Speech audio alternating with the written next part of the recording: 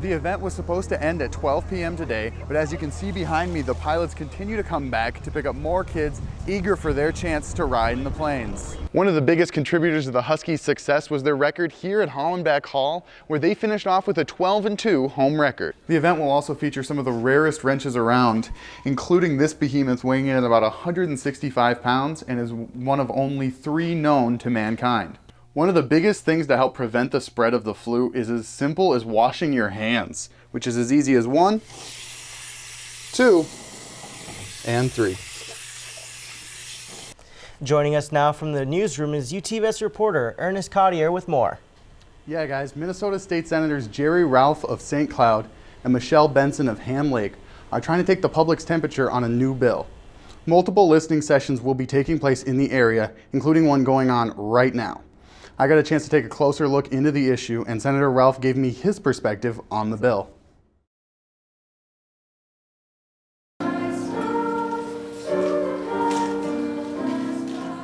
Today is November 11th, the anniversary of the signing of Armistice, which officially ended World War I. And while today used to be known as Armistice Day, it is now known as a different holiday.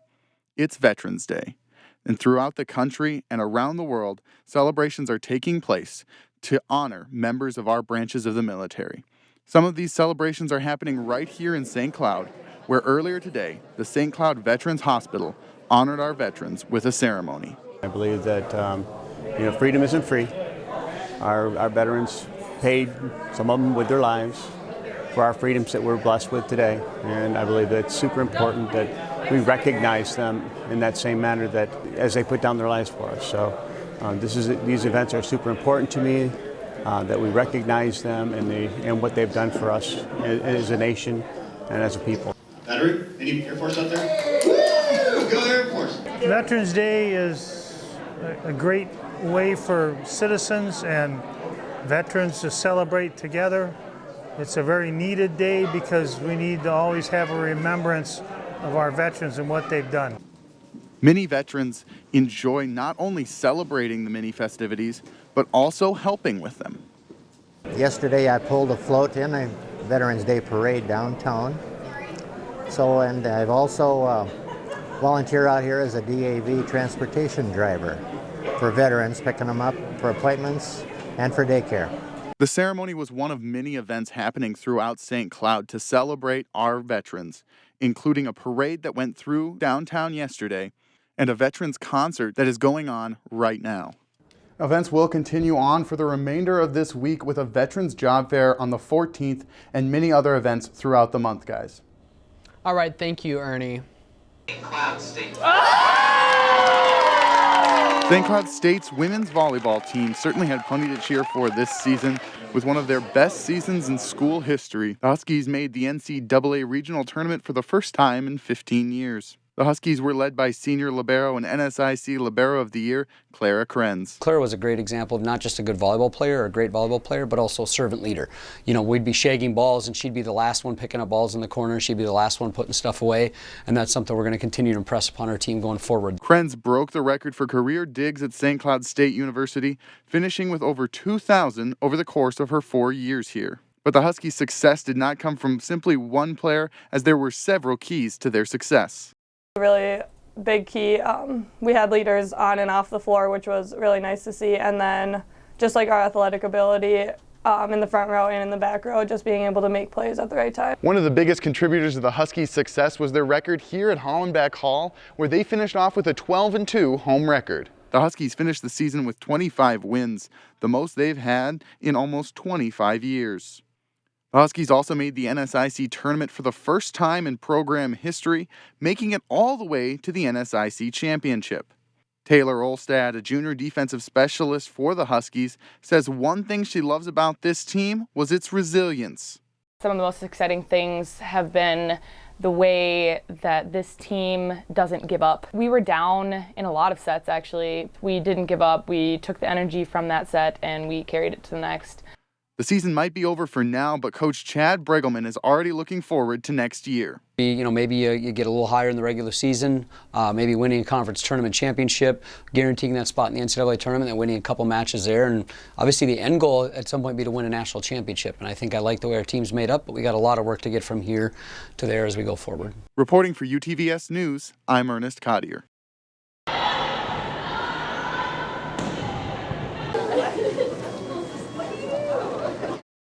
Today is the second Monday in October, which in most states means it's Columbus Day, but in several others, it's starting to change. 4 states, including Minnesota, are now calling today Indigenous People Day. We're not here to rewrite history.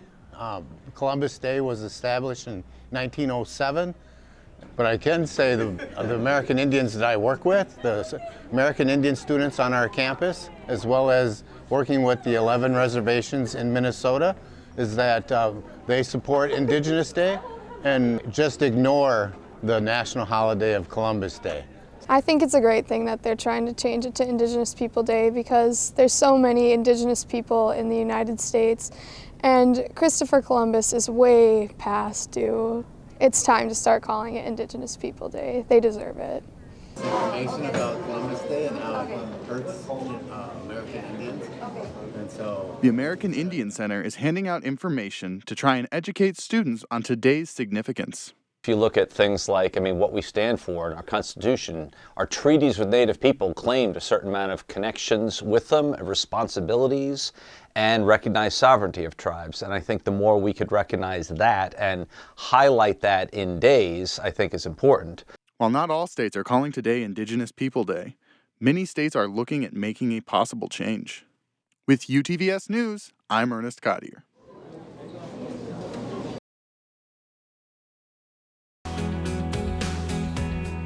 Hello and welcome to UTVS News. I'm Ernest Cottier. And I'm Taylor Bowden. Thank you for joining us. Wildlife officials of Minnesota have rejected a request from environmental groups to ban the use of lead in rifle bullets, birdshot, and fishing tackle. The Minnesota DNR denied the petition Monday and says restrictions on the use of lead should be considered by Minnesota lawmakers. The DNR says the agency believes the health and environmental impacts of using lead ammunition and tackle deserve further study.